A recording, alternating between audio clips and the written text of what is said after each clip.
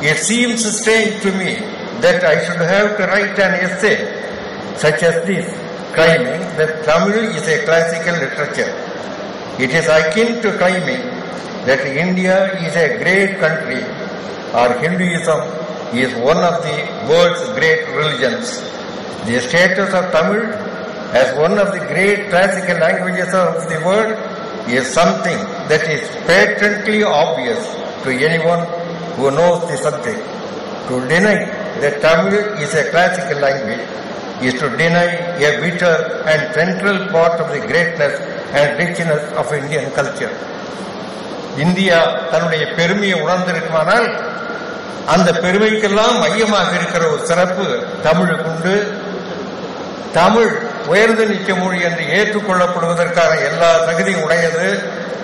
India ஒரு பெரிய நாடு என்பது எவ்வளவு பெரிய உண்மையோ, இந்து மதம் உலக மதங்களிலே ஒரு பெருமதம் என்பது எப்படி உண்மையோ அப்படிப்பட்ட உண்மை இது என்று மைய அரசிலே உள்ளவர்கள், அவர்களுக்கு ஆலோசனை வழங்குகிறவர்கள் அத்தனை பேரும் உணரத்தக்க முறையில் ஒரு சிறந்த கருத்தை சொல்லி அதன் மூலமாக நீண்டகால வழக்கு ஒரு முடிவுக்கு வருவதற்கு, தமிழுக்கு இழைக்கப்பட்ட அநீதி துடைக்கப்படுவதற்கு, தமிழ் இனம் தாழ்ந்த இனமல்ல என்று போப் அவர்கள் சொன்னார்களே, நாலடியாரும் திருக்குறளை பெற்றிருக்கிற தமிழ் இன மக்கள் தங்களுடைய மொழி வேறு எந்த மொழியை விட தாழ்ந்தது என்று கருதுவதற்கு இடமே இல்லை. தலை நிமிர்ந்து நடக்கலாம். வேறு எந்த மொழிக்காரரையும் விட தமிழர்கள் தாழ்ந்தவர்கள் என்று போப் சொன்னாரே, அதையெல்லாம் சேர்த்து நிலைநாட்டுகிற ஒரு வாய்ப்பாக நம்முடைய கலைஞருடைய முயற்சியினுடைய விளைவாக செம்மொழி என்பது மைய அரசால் ஏற்றுக்கொள்ளப்பட்டு அறிவிக்கப்பட்டிருக்கிறது. இந்த நேரத்தில் இந்த அவையின் சார்பாக தமிழக முதல்வர் கலைஞர் அவர்கள் சார்பாக இந்த நல்ல கருத்துரையை உரிய காலத்தில் முறையோடு வழங்கியதற்காக நம்முடைய பேராசிரியர் ஹார்ட் அவர்களுக்கு நான் என்னுடைய பாராட்டு. உலகத்திலேயே தமிழ் இனம்தான் முதல் தோன்றிய இனம் என்பதை தமிழ்நாட்டு கவிஞர்கள், புரட்சி கவிஞர் பாவேந்தர் பாரதிதாசன் அவர்கள், வேறு பல அறிஞர்கள் எல்லாம் எடுத்துரைத்திருக்கிறார்கள். உலகத்து அறிஞர்கள் எல்லாம் கூட தெரிவித்திருக்கிறார்கள். ஒன்று, மனித இனம் தோன்றிய அந்த கண்டம் குமரி கண்டமாகத்தான் இருக்க வேண்டும்.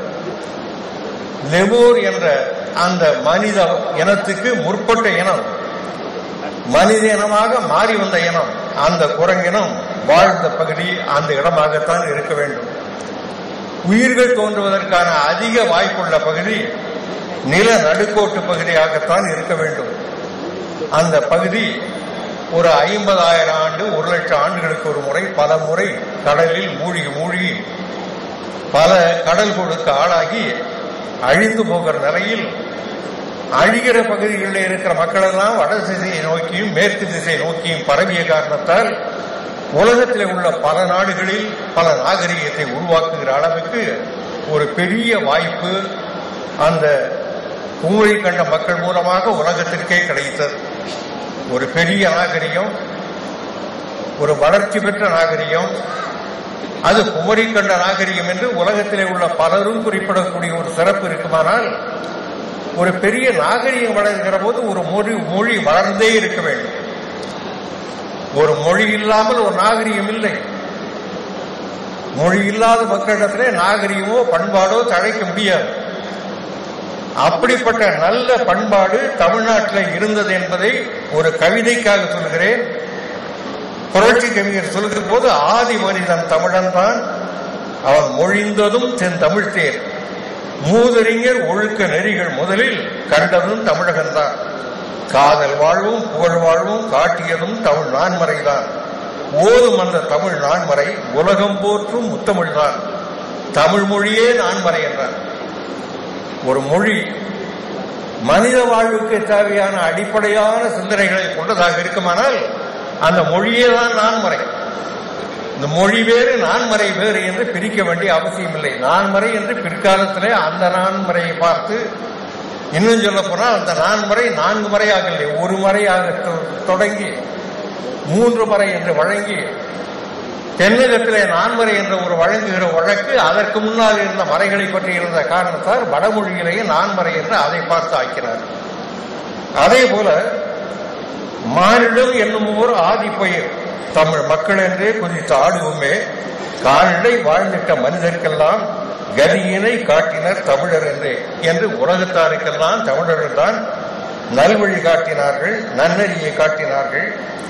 முந்திய நாளினில் அறிவுமில்லாது மொய்த்தனன் மனிதராம் புதுப்புணர் மீது செந்தாமரைக்காடு பூத்தது போலே செழித்த என் தமிழை ஒளியே வாழி என்று இது உணர்வுபூர்வமாக தமிழை போற்றியதற்கு அடையாளமாக இதை நான் எடுத்து காட்டுகிறேன். ஆனால் அறிவியல் துறையிலே மிக சிறந்த அறிஞர்கள், மொழிநூல் துறையிலே அறிஞர்களாக விளங்கியவர்கள் ஒரு மொழிதான் உலகத்தில் முதலில் தோன்றி இருக்கும் என்ற ஒரு கருத்தை எடுத்துச் சொல்கிறார். The invention of language was so far reaching, so revolutionary that it must have occurred just once. மொழி தோன்றுவது என்பது எளிதல்ல. எல்லா மக்களும் அவரவர்கள் எப்படியோ சில ஒலிகளை எழுப்பி அது மொழியாக ஆகிவிடும் என்று எதிர்பார்க்க முடியாது. எனவே அப்படி தோன்றக்கூடிய மொழி ஒரு மொழியாகத்தான் முதலில் தோன்றி இருக்க வேண்டும். ஆனால் ஒரு மொழி என்றால் இன்றைய வளர்ச்சி பெற்ற மொழியாக அல்ல, அதனுடைய தொடக்க நிலை மொழியாக, குழந்தைகளுடைய மழலை மொழி போன்ற மொழியாக, ஓசை அளவிலேயே பிறந்த மொழியாக, ஓசை இசையாக மாற்றி தாங்கள் நினைக்கிறபடியெல்லாம் நெடிலாக ஒலித்து இசையாக்குகிற மொழியாக, ஏதோ ஒரு வகையில் தங்களுடைய கருத்தை உணர்த்துகிற மொழியாக பிறந்த ஒரு மொழிதான் பின்னர் பல மொழியாக வளர்ந்திருக்க வேண்டும் என்ற கருத்தை ஹேரி ஹாய்ஃபர் என்ற அறிஞர் சொல்கிறார். The Dravidian has made his early contribution to almost every early civilization of that ancient world என்பது ரங்கநாத பூஞ்சா என்ற இந்திய நாட்டு அறிஞர் சொல்வது. அவர் சொல்கிறார், உலகத்திலே உள்ள நாகரிகங்களுக்கெல்லாம் நாகரிகத்தை வழங்கிய பெருமை திராவிட கலாச்சாரத்திற்குண்டு. அதில் 2/3 பங்கு அளவுக்கு மேலாக, இன்னும் சொல்ல போனால் எல்லா நாகரிகங்களுக்கும் கூட ஒரு அடிப்படை நாகரிகமாக திராவிட நாகரிகம் தான் திகழ்ந்தது என்று சொல்கிறார். இன்னும் பல கருத்துக்கள் இந்த வகையில நான் சொல்லலாம் என்றாலும் என்னுடைய கருத்தை சுருக்குவதற்காக நான் தெரிவிக்க விரும்புகிறேன்.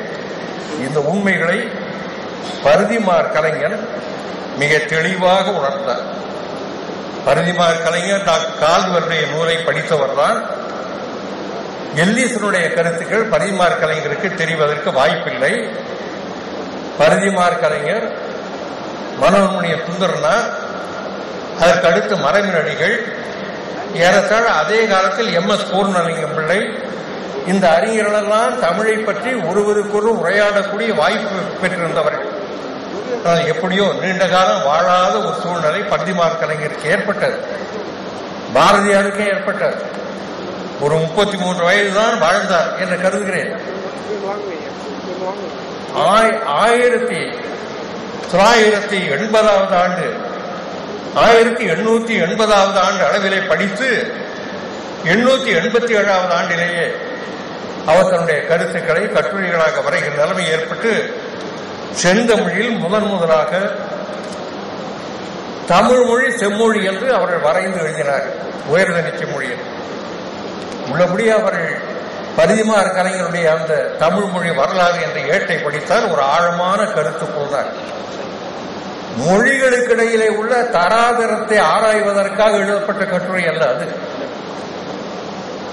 தமிழ் மொழி தாழ்த்தப்படுகிறது, இழிவாக கருதப்படுகிறது, குறைவுபடுத்தப்படுகிறது, வடமொழி உயர்த்தப்படுகிறது என்பதை எண்ணி பார்த்த